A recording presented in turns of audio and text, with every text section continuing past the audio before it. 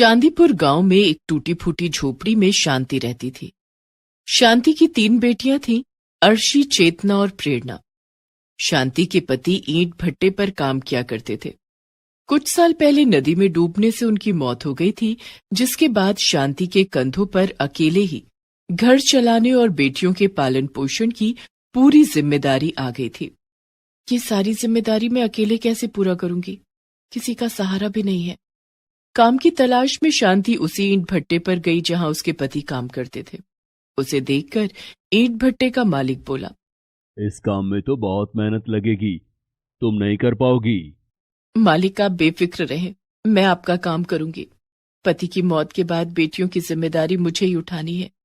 मेहनत तो करनी ही पड़ेगी। ठीक है, कल से काम पर आ जाना और पगार काम पूरा होने पर ही मिलेगा। ठीक है मालिक। काम बहुत मेहनत का था। कड़ी धूप में ईंट ढोने से शांति के हाथ पैर खराब होने लगे थे और शांति कमजोर होने लगी थी। शांति की बड़ी बेटी अर्शी 12 साल की थी। उसकी दोनों छोटी बेटियां चेतना और प्रेरणा 10 साल और 8 साल की थी। पिता की मौत के बाद तीनों बहनों की पढ़ाई छूट गई थी। बेटा, मैं चाहती हूँ कि तुम तीनों बहनें पढ़ लिख कर अफसर बनो। मैं भी पढ़ना चाहती हूँ माँ, लेकिन हम स्कूल की फीस कैसे भरेंगे? हमारे पास तो खाने के लिए भी पैसे नहीं है। भगवान पर भरोसा रखो बेटा, सब कुछ जल्दी ही ठीक हो जाएगा। ईंट भट्टे का मालिक शांति पर बुरी नजर रखता था। मालिक, काम खत्म हो गया है, अब मैं जाऊं? काफी देर हो गई है। अभी काम खत्म नहीं हुआ है, तुम्हें तो घर जाने की जल्दी रहती है। मुझे काम करने वाले लोग चाहिए। जी मालिक। जब सारे मजदूर चले जाएंगे तब तुम चली जाना। वो शांति के ऊपर बेवजह चीखता चिल्लाता रहता था और समय से पैसे भी नहीं देता था। मालिक, आज के पैसे दे देते। आज पैसे खत्म हो गए हैं, तुम पैसे कल ले लेना। एक दिन शांति की तबीयत ठीक नहीं थी। उस दिन उसका काम पर जाने का बिल्कुल मन नहीं था, लेकिन काम पर नहीं जाने का मतलब आज के पैसे भी नहीं मिलेंगे और घर में चूल्हा भी नहीं चलेगा। ये सोचकर शांति किसी तरह से उठी और नहा धोकर काम पर निकल गई।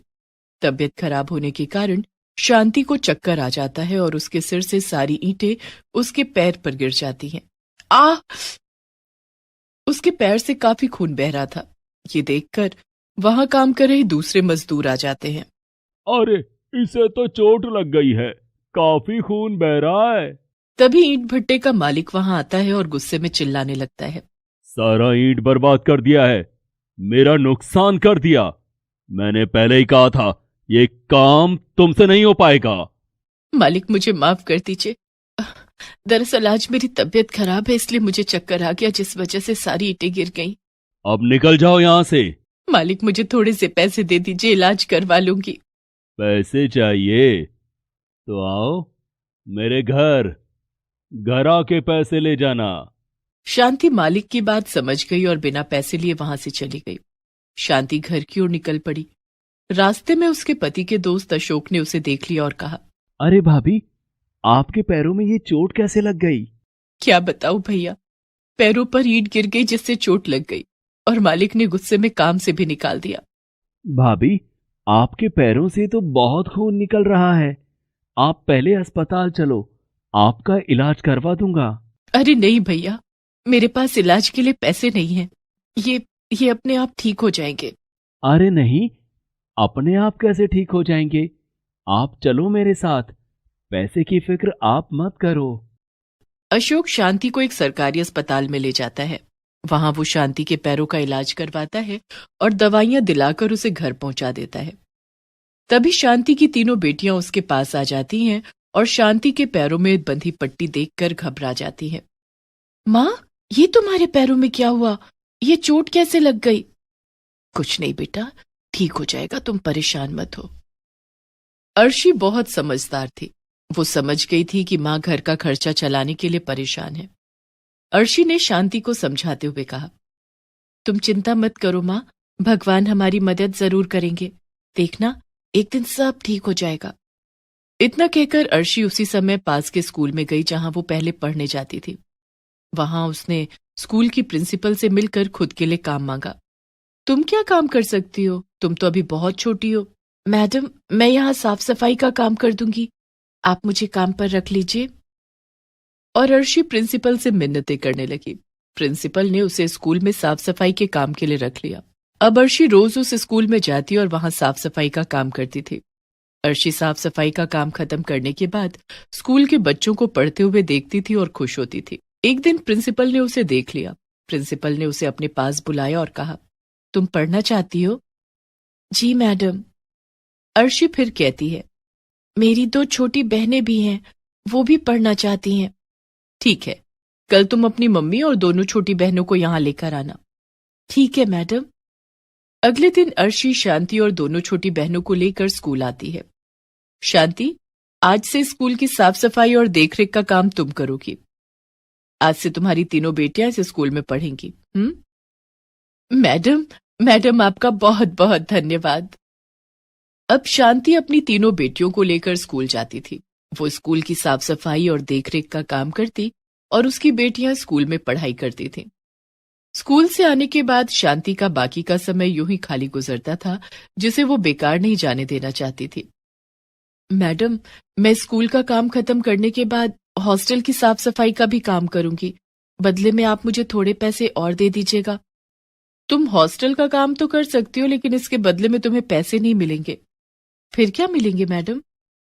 तुम्हारी बेटियां पढ़ाई में बहुत तेज और होनहार हैं। तुम्हारे काम के बदले में मैं इन्हें अलग से ट्यूशन पढ़ाऊंगी, जिससे तुम्हारी बेटियां पढ़ लिख कर अफसर बन जाएंगी और इनकी स्कूल की फीस भी फ्री हो जाएगी। प्रिंसिपल की बात सुनकर शांति बहुत खुश हो जाती है। धन्यवाद मैडम। शांति की बड़ी बेटी अर्शी अब थोड़ी बड़ी और समझदार हो गई थी। माँ, मैं स्कूल के छोटे बच्चों को ट्यूशन पढ़ाऊंगी और उससे मिले पैसों से घर का खर्चा चलाने में तुम्हारी मदद करूंगी। वाह मेरी बच्ची। धीरे धीरे शांति की दोनों बेटियां प्रेरणा और चेतना भी बड़ी और समझदार हो गई। वो भी अर्शी की तरह स्कूल के छोटे बच्चों को ट्यूशन पढ़ाती और खुद भी पढ़ाई करती थी। कुछ साल बाद शांति की तीनों बेटियों ने अच्छे नंबरों से पास करके स्कूल की पढ़ाई खत्म की और कॉलेज में एडमिशन ले लिया। शांति की तीनों बेटियां काफी होनहार थीं। तीनों को कॉलेज से स्कॉलरशिप भी मिली और तीनों ने अपनी आगे की पढ़ाई जारी रखी। शांति की तीनों बेटियों ने अपनी मेहनत और लगन से कॉलेज की पढ़ाई पूरी की। माँ, मैं कलेक्टर बनना चाहती हूँ, आगे और पढ़ना चाहती हूँ। हाँ मेरी बच्ची, तू खूब मेहनत कर, हम सब तेरे साथ हैं। शांति की तीनों बेटियों ने प्रतियोगिता परीक्षाओं की तैयारी शुरू कर दी। दिन रात कड़ी मेहनत के बाद शांति की बड़ी बेटी अर्शी कलेक्टर बन गई। दूसरी बेटी प्रेरणा नेवी में अफसर बन गई और तीसरी बेटी चेतना ने इंजीनियरिंग की परीक्षा पास की और एक मल्टीनेशनल कंपनी में इंजीनियर के पद पर कार्य करने लगी। हमें आशीर्वाद दो माँ, तुम्हारी मेहनत के कारण ही आज ये सब हो पाया है। हमारी कामयाबी का सारा श्रेय तुम हो माँ। और अब तो हम सभी बड़े से बंगले में रहेंगे। दीदी को सरकारी बंगला जो मिला है। और सब हंसने लगते हैं। शांति के पास काम करने के लिए अब नौकर चाकर माली ड्राइवर सब थे। उन चारों का जीवन अब सुख शांति से कट रहा था। मैं कितनी खुश नसीब हूं कि मुझे तुम तीनों बेटियां मिली। नहीं मां, हम तीनों खुश नसीब हैं कि तुम हमारी मां हो।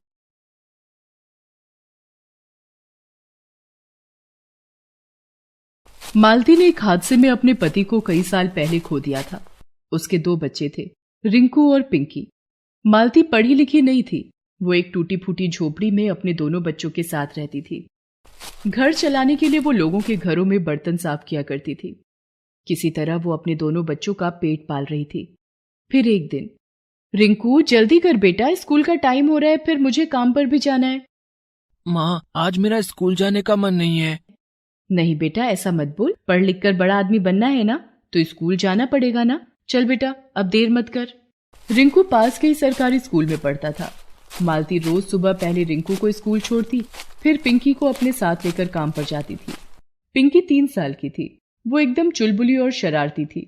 मालती उसे अपने पास बिठाकर लोगों के घर काम करती रहती थी। एक दिन खेलते हुए वो बाहर हॉल में आ गई, जहां घर के बच्चे टीवी देख रहे थे। पिंकी भी टीवी में चल रहे कार्टून देखने लगती है। तभी घर के मालिक का बेटा बबलू उसे देखकर बोला, ए पिंकी, चल जा यहाँ से, ये हमारा टीवी है। बबलू की उम्र करीब 7 साल की थी। उसके मना करने पर भी पिंकी वहां से नहीं जाती। उसे कार्टून देखना अच्छा लग रहा था। इस पर बबलू को गुस्सा आ गया।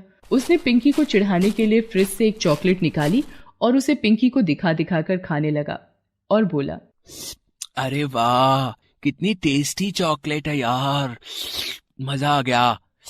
ए पिंकी, तू खाएगी क्या? हाँ भैया, दो ना। बबलू पिंकी की तरफ चॉकलेट बढ़ाता है, लेकिन जैसे ही पिंकी अपना हाथ बढ़ाती है वो चॉकलेट पीछे खींच लेता है और जोर से हंसते हुए कहता है, मुंह देखा है तूने अपना, पता भी है कितनी महंगी है ये, चल निकल यहाँ से। पीछे खड़ी मालती ये सब देख रही थी। उसे बबलू पर बहुत गुस्सा आता है, लेकिन वो उसे कुछ नहीं कहती और पिंकी को अपने पास बुला लेती है। पिंकी रोते हुए मालती के गले लग जाती है। मालती उसे चुप कराती है और पिंकी को अपने पास बिठाकर वापस काम में लग जाती है। इतने में घर की मालकिन उसके पास आती है और उससे कहती है, मालती, इस पन्नी में खाना है, कल रात बच गया था, तू ले जा, अपने बच्चों को खिला देना। मालती चुपचाप वो खाना ले लेती है। गरीबी ने उसे मजबूर कर दिया था। वो अपने बच्चों की परवरिश बहुत अच्छे से करना चाहती थी, लेकिन उसके लिए ये बहुत मुश्किल था। वो हर वक्त चिंता में डूबी रहती थी, जिससे उसकी तबीयत भी खराब रहने लगी। ज्यादातर बीमार रहने की वजह से कई लोगों ने उससे काम कराना बंद कर दिया। अब तो हालात और खराब हो गए। नौबत ये हो गई कि उसे बचे खुचे खाने से ही अपने दोनों बच्चों का पेट भरना पड़ रहा था। वो खुद कुछ भी नहीं खाती थी, जो कुछ मिलता उसे बच्चों को ही खिला देती थी। इस वजह से मालती की हालत दिन ब दिन और खराब होती गई और एक दिन वो चक्कर खाकर गिर पड़ी और फिर कभी नहीं उठी। पिंकी और रिंकू अब अनाथ हो गए थे। उनका ख्याल रखने वाला अब कोई नहीं था।